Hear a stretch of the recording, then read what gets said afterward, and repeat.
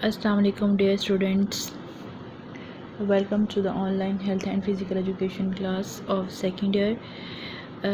बच्चे, हमारा आज का जो टॉपिक है वो 400 मीटर रेस से मुताल्लिक है और इसका ट्रैक। सबसे पहले मैं आपको थोड़ी सी 400 मीटर रेस जो है उसके तारफ़ के बारे में बता देती हूँ कि 400 मीटर जो है वो पुराने ज़माने में किस तरह से खेली जाती थी और मौजूदा शक्ल जो है फिर ये किस तरह इसमें चेंज हुई। तो इसके बारे में मैं आपको बताती हूँ। ये दौड़ जो है वो असल में 440 गज़ दौड़ की तब्दील शुदा शक्ल है, इसलिए इस रेस को जो है वो मैन किलर के नाम से भी जाना जाता है। इस दौड़ को जो है वो 1912 की ओलंपिक खेलों में शामिल किया गया था। इसमें हिस्सा लेने वाले जो एथलीट्स होते हैं उनको दो इकसाम में जो है वो बांटा जाता है।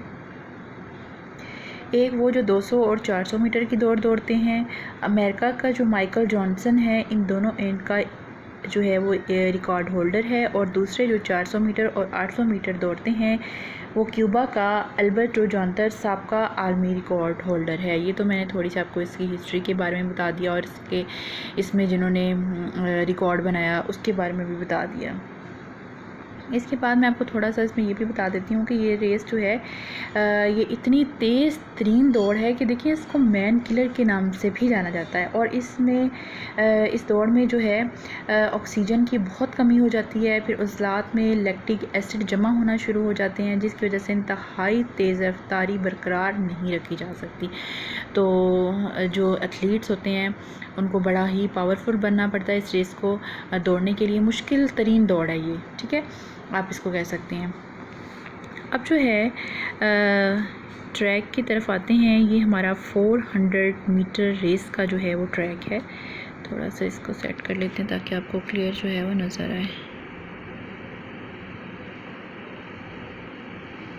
हाँ जी, अब आप इस ट्रैक को बड़ी आसानी के साथ देख सकते हैं। 400 मीटर रेस का जो ट्रैक है इसके कवानीन के बारे में मैं आपको बताती जाती हूँ, साथ साथ फिर जो है इस ट्रैक को समझना जो है वो आसान हो जाएगा। सबसे पहले तो ये ट्रैक है 400 मीटर रेस का ट्रैक। किसका ट्रैक है? 400 मीटर रेस का ये जो है वो ट्रैक है। उसके बाद मैं आपको इसके कवानीन जो है वो 1 बाय 1 बताती जाती हूँ और साथ साथ इस ट्रैक से मैं आपको समझाती भी जाऊँगी। सबसे पहले जो है ये ट्रैक एक पेजवी शक्ल का होता है। ट्रैक किस शक्ल का है? पेजवी शक्ल का ये ट्रैक है जो आपको नज़र आ रहा है। 400 मीटर की दौड़ शुरू होने से पहले फ़र्स्ट कॉल की जाती है। फ़र्स्ट कॉल का मतलब ये होता है कि तमाम खिलाड़ी जो हैं वो वार्म अप हो जाएं। फिर तकरीबन 20 मिनट के बाद सेकंड कॉल होती है जिसका मतलब होता है कि तमाम खिलाड़ी स्टार्टिंग पॉइंट पर पहुंच जाएं। यहाँ मैं आपको बता दूं कि इसका स्टार्टिंग पॉइंट ये है। 400 मीटर रेस का स्टार्टिंग पॉइंट ये है, ठीक है, जो आपको नज़र आ रहा है। थोड़ा सा इसको और भी क्लियर कर देती हूँ। ये इसका स्टार्टिंग पॉइंट है। 400 मीटर की दौड़ में हर खिलाड़ी ने अपनी गली में दौड़ को मुकम्मल करना होता है। अगर दौड़ के दौरान किसी वक्त कोई खिलाड़ी अपनी गली से बाहर निकल जाए तो मुकाबले से खारिज हो जाता है। ये जो गलियां नज़र आ रही हैं 8 गलियां एक ट्रैक की, 1 2 3 4 5 6 7 8, ये 8 जो हैं वो इस 400 मीटर रेस का जो ट्रैक है इसकी गलियां हैं। इन जो गलियों की चौड़ाई होती है, तमाम गलियों की जो चौड़ाई है, ठीक है, ये जो आपको नज़र आ रही है चौड़ाई, ये 1.22 मीटर होती है। कितने मीटर है? 1.22 मीटर इन तमाम गलियों की चौड़ाई है, ठीक है। ये 8 आपके पास गलियां हैं और इन तमाम गलियों की चौड़ाई 1.22 मीटर है। पहली गली वाला खिलाड़ी जो है वो स्टार्टिंग पॉइंट पर खड़ा होगा और यही इख्तितामिया लाइन भी होगी, ठीक है। ये देखें यहाँ पर पहला खिलाड़ी कहाँ पर खड़ा है, थोड़ा सा इसको और जूम कर लेते हैं। ये पहला खिलाड़ी स्टार्टिंग लाइन पर खड़ा है, जहाँ ये आपको पेंसिल निशान नज़र आ रही है, ये स्टार्टिंग लाइन है। यहाँ पर पहला खिलाड़ी खड़ा होगा। फिर दूसरी गली वाला खिलाड़ी जो है वो पहले गली वाले खिलाड़ी से 7.04 मीटर आगे खड़ा होगा। ये अगर क्लियर नज़र नहीं आ रहा तो आप ये नोट कर लें, 7.04 मीटर ये आगे खड़ा है पहली गली वाले से दूसरी गली वाला जो खिलाड़ी है वो। उसके बाद जो है तीसरी गली वाला खिलाड़ी दूसरी गली वाले खिलाड़ी से 7.6 मीटर आगे खड़ा होगा। इसी तरह फिर तीसरी से चौथी, चौथी से पाँचवीं, पाँचवीं से छठी, छठी से सातवीं, सातवीं से आठवीं, इन तमाम गलियों में जो खड़े खिलाड़ी होंगे वो एक दूसरे से 7.67 मीटर आगे खड़े होंगे। देखें, पहला प्लेयर आ गया स्टार्टिंग लाइन पर, दूसरा प्लेयर जो है दूसरी गली वाला खिलाड़ी वो पहली गली वाले खिलाड़ी से 7.04 मीटर आगे खड़ा हुआ है। ये ज़रा नोट कर लीजिए, 7.04 मीटर आगे खड़ा हुआ है। और फिर उसके बाद जितने भी प्लेयर्स आपको ये नज़र आ रहे हैं यहाँ पर, ये देखें ये बाकी जो 8 खिलाड़ी यहाँ पर खड़े हुए हैं, ये सब का जो फासला है वो 7.67 जो है उनसे आगे खड़े होते जाएंगे। अच्छा, ये आगे इसलिए खड़े होते हैं, ये जीने लगाए जाते हैं क्योंकि ट्रैक पर तमाम खिलाड़ी जो हैं वो बराबर फासला तय कर सकें। ये जीने क्यों लगाए जाते हैं? क्योंकि ट्रैक पर तमाम खिलाड़ी बराबर फासला जो है वो तय कर सकें। स्टार्टर जो है वो, स्टार्टर किसको कहते हैं? जो रेस को स्टार्ट करवाता है, ठीक है। एक स्टार्टर होगा जो रेस को स्टार्ट करवाएगा। वो खिलाड़ियों से मुखातिब होकर कहेगा ऑन योर मार्क्स, यानी कि अपने निशान पर आ जाएं। अब तमाम खिलाड़ी जो ये जो निशान लगे हुए ये ऐसे ही लिखा होगा, जो ट्रैक होगा उस पर इसी तरह से ये जीने लगे होंगे और ये लिखा हुआ होगा। तो जब स्टार्टर खिलाड़ियों से मुखातिब होकर कहेगा ऑन योर मार्क्स, तो अपने जो है उस निशान पर आ जाएं, तो तमाम खिलाड़ी जो हैं वो अपने निशानात पर आकर बैठ जाएंगे, ठीक है। ये ज़रा ध्यान रखना है, आपने खड़े नहीं होना, यहाँ पर प्लेयर्स ने बैठ जाना है अपने निशानात पर आकर। तो स्टार्टर कहेगा सेट, अपनी पोजीशन ले लें। जैसे ही स्टार्टर सेट का लफ्ज़ बोलेगा, एथलीट जो होंगे वो अपनी पोजीशन ले लेंगे, ठीक है। ये मैंने आपको उसका थोड़ा सा बताया भी हुआ है कि रेस का आगाज़ किस तरह से किया जाता है। स्पोर्ट्स गाला में भी जब आपने देखा होगा तो उसमें भी रेस का स्टार्ट जो है उसकी प्रैक्टिस हम करवाते रहे हैं बच्चों को। आप सबको इसका पता है किस तरह से स्टार्ट लिया जाता है। सेट पोजीशन के 2 सेकंड के बाद जो है वो पिस्टल से फायर किया जाएगा या विसल की जाएगी, तो तमाम प्लेयर जो हैं वो भागना शुरू कर देंगे। स्टार्टर के मामन के तौर पर जो है उसका एक आदमी जो है उसके साथ होगा, इसको रिकॉलर कहेंगे। रिकॉलर का काम क्या होता है कि अगर सही तरह से स्टार्ट नहीं लिया गया तो पिस्टल से दोबारा फायर करता है, जिसका मकसद ये होता है कि तमाम खिलाड़ी जो हैं वो वापस आ जाएं, यानी स्टार्ट यहाँ पर सही नहीं लिया गया। जो खिलाड़ी स्टार्ट ब्रेक करता है, यानी स्टार्टिंग लाइन से आगे वाली ज़मीन को टच करता है, इसको मुकाबले से निकाल दिया जाएगा, कोई वार्निंग नहीं दी जाएगी। अब देखिए, फ़र्ज़ कर लें कि ये पहला ही खिलाड़ी, ये दूसरा खिलाड़ी, ये पहला खिलाड़ी जो है वो स्टार्टिंग लाइन से उसका पाँव आगे चला जाता है, ठीक है।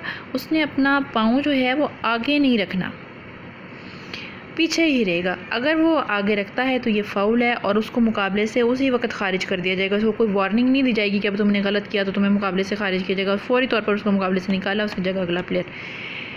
क्लियर? कोई खिलाड़ी चेस्ट नंबर के बगैर मुकाबले में हिस्सा नहीं ले सकता, और चेस्ट नंबर भी वही होंगे जो कि इंतज़ामिया की तरफ से मुहैया किए जाएंगे। कोई खिलाड़ी अपना जो है वो पर्सनल चेस्ट नंबर यहाँ पर नहीं लगा सकता।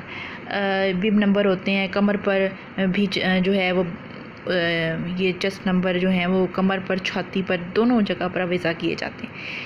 एक म्यारी ट्रैक पर दौड़ने की सिमत बाएं रुख अंदर की जानिब होगी। ये देखें, जीने भी लगे हुए हैं। एक म्यारी ट्रैक पर दौड़ने की सिमत जो है वो बाएं रुख अंदर की जानिब होगी। ये देखें, बाएं रुख अंदर की जानिब इसको दौड़ा जाता है। 400 मीटर की दौड़ में स्टार्ट लेने के लिए खिलाड़ी स्टार्टिंग ब्लॉक्स इस्तेमाल कर सकते हैं। इसमें स्टार्टिंग ब्लॉक्स ऐसे ब्लॉक्स होते हैं जो 2 प्लेटें होती हैं और हर खिलाड़ी जो है वो इसको यूज़ कर सकता है। इससे जो है वो रेस में स्टार्ट लेने में आसानी होती है और बेहतर परफॉर्मेंस एक प्लेयर जो है वो दिखा सकता है। हर खिलाड़ी जो है वो अपने लिए अलग अलग ही स्टार्टिंग ब्लॉक से इस्तेमाल करेगा।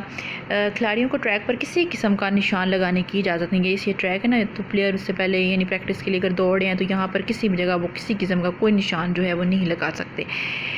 खिलाड़ियों को ट्रैक पर जो है वो किसी किस्म का निशान लगाने की इजाज़त नहीं होती। उसके बाद एक जो मेरी ट्रैक होता है वो कम से कम 6 गलियों पर और ज़्यादा से ज़्यादा 8 गलियों पर मुश्तमिल होता है। ये जो आप ट्रैक देख रही हैं ये 8 गलियों पर मुश्तमिल है, ठीक है। ये 8 गलियों का जो है वो ट्रैक बना हुआ है। उसके बाद है कि 400 मीटर की जो दौड़ होती है, किसी मुल्क या किसी टीम के 2 से ज़्यादा खिलाड़ी जो हैं इसमें हिस्सा नहीं ले सकते। कोई भी खिलाड़ी डोपिंग का इस्तेमाल नहीं कर सकता है। इस रेस में भी कोई खिलाड़ी डोपिंग का इस्तेमाल नहीं कर सकता, ठीक है। कल भी मैंने आपको जो जेवलिन के बारे में पढ़ाया था उसमें मैं डोपिंग के बारे में आपको तफसीलन बता दिया था। जो है डोपिंग टेस्ट किसी भी वक्त लिया जा सकता है, मुकाबला शुरू होने से पहले, दौरान में या बाद में। लेकिन जब कोई खिलाड़ी वर्ल्ड रिकॉर्ड बनाता है तो उसका डोपिंग टेस्ट जो है वो लाजमी लिया जाता है, ठीक है।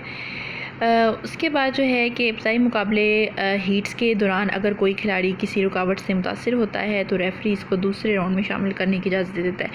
अब देखें, पहला राउंड हो रहा है और एक प्लेयर जो है वो ज़ख्मी हो गया है या कोई भी उसको किसी भी किस्म का मसला जो है उसको दरपेश आ गया है तो वो रेफरी को बताएगा और वो जब दोबारा हीट्स होंगी तो दोबारा वो उस रेस में शामिल हो सकता है। 400 मीटर की दौड़ में कोई खिलाड़ी खड़े होकर स्टार्ट नहीं लेगा। ये मैंने पहले भी बताया कि ज़मीन पर बैठकर जो है वो स्टार्ट लिया जाएगा। दोनों हाथ ज़मीन को छूते हुए होंगे और इस स्टाइल को जो है वो क्राउच स्टाइल कहा जाता है। ये बार बार मैंने आपको बताया हुआ है पहले भी। जो 400 मीटर रेस का स्टार्ट होता है इसको क्राउच स्टार्ट कहते हैं या बुलेट स्टार्ट भी कहा जाता है। फिनिशिंग लाइन के बाहर 30 सेंटीमीटर के फासले पर लाइनों के अतराफ़ में 2 सफ़ेद पोल खंबे लगाए जाते हैं जो कि दौड़ के अख्ताम को ज़ाहिर करते हैं। खंबे पोल के किसी ठोस चीज़ के बने हुए होंगे। इनकी ऊंचाई 1.4 मीटर होगी। अब ये जो फिनिशिंग लाइन है, ठीक है, उसके बाहर जो है इसमें 400 मीटर रेस में फिनिशिंग और स्टार्टिंग लाइन जो है वो एक ही होती है, ठीक है। इसके बाहर जो है वो 2 पोल्स खंबे जो हैं वो लगा दिए जाते हैं और इनकी ऊंचाई जो है वो ज़मीन से 1.4 मीटर होती है ताकि वो वाज़ह तौर पर जब प्लेयर जो है वो ख़तामी लाइन की तरफ बढ़ रहा होता है। ये देखिए स्टार्टिंग लाइन है इसकी और ये फिनिशिंग लाइन है। यहाँ से वो रेस का यूँ आगाज़ करेंगे दौड़ते हुए यहाँ, ये ठीक है। सब प्लेयर्स का फिनिशिंग पॉइंट एक ही होगा। क्यों? क्योंकि सबको तो टैग और जीने लगा के दे दिए गए हैं ना उनका फासला बराबर करने के लिए। तो यहाँ पर जो है 1.4 मीटर ऊंचे ज़मीन से एक पोल्स लगा दी जाएंगे ताकि वाज़ह तौर पर जब प्लेयर भागता हुआ नज़र आए तो उसे वो निशान जो है वो नज़र आए, पोल्स नज़र आए। इसके साथ खिलाड़ियों की पोजीशन जो है वो इसकी तरतीब मुकर्रर की जाएगी जिस तरतीब से इसके जिस्म का कोई हिस्सा टारसू, सर, गर्दन, छाती या टांग वगैरह जो है फिनिशिंग लाइन से आगे जाएगा तो उस लिहाज से उसकी पोजीशन मुकर्रर की जाएगी। टारसू क्या होता है? टारसू होता है कि आपके सर, गर्दन, छाती, हाथ या टांग या पाँव का कोई हिस्सा जो है वो फिनिशिंग लाइन को टच करता है, वहाँ पर एक फीता सा लगाया जाता है, ठीक है। तो ये पोजीशन होनी चाहिए इख्तितामिया। प्रोफेशनल खिलाड़ियों को हिस्सा लेने की इजाज़त बिल्कुल नहीं होती। प्रोफेशनल खिलाड़ी कौन से होते हैं? जो कि पैसे की खातिर सिर्फ खेल रहे होते हैं। उन जो प्लेयर्स हैं उनको खेल में हिस्सा लेने की परमिशन बिल्कुल भी नहीं दी जाती। और अगर कोई मुल्क जो है किसी दूसरे मुल्क की टीम के ख़िलाफ़ कोई एहतजाज करना चाहता है तो वो ज़बानी नहीं होगा, वो एहतजाज जो है वो तहरीरी होगा। तहरीरी दरख्वास्त के साथ उसको $50 अमेरिकन जो हैं वो भी देने पड़ेंगे। अगर एहतजाज सही होगा तो रकम वापस कर दी जाएगी और अगर एहतजाज गलत होता है तो वो रकम ज़ब्त कर ली जाती है। जब मुकाबले मसनूई ट्रैक पर हो रहे होते हैं तो जूतों के नीचे जो कील होते हैं, स्पाइक्स होते हैं, उनकी लंबाई 12 मिलीमीटर होती है। और अगर कुदरती घास वाले ट्रैक में मुकाबले हो रहे होते हैं तो जूतों के नीचे जो कील की मोटाई है वो 25 मिलीमीटर होती है। खिलाड़ियों का लिबास साफ़ सुथरा होगा, यानी उरिया पर नज़र नहीं आना चाहिए। दौड़ के इख्तिताम पर जजेस के हाथ में एक स्टॉप वॉच होगी जिस पर वो खिलाड़ियों का टाइम नोट करेंगे ताकि वो खिलाड़ियों को पोजीशन बता सकें कि कौन फर्स्ट पे है, कौन सेकंड पे और कौन थर्ड पे है। ये तो था बच्चे आज का हमारा टॉपिक जो कि 400 मीटर रेस के मुतालिक था। मैंने थोड़ा सा पहले आपको इसका तारुफ बताया, फिर इसके कवानीन हमने ट्रैक को सामने रख के जो हैं पढ़े हैं, मैंने आपको समझा भी दिया। उम्मीद करती हूँ कि आपको ये सारा समझ आ गया होगा। फिर भी अगर आपको इसमें कुछ भी पूछना हो तो आप विदाउट एनी हेजिटेशन मुझसे क्वेश्चन कर सकती हैं। मैं आपके हर सवाल का जो है वो जवाब देने के लिए बिल्कुल तैयार बैठी हुई हूँ। बहुत शुक्रिया। ओके, टेक केयर, अल्लाह हाफ़िज़।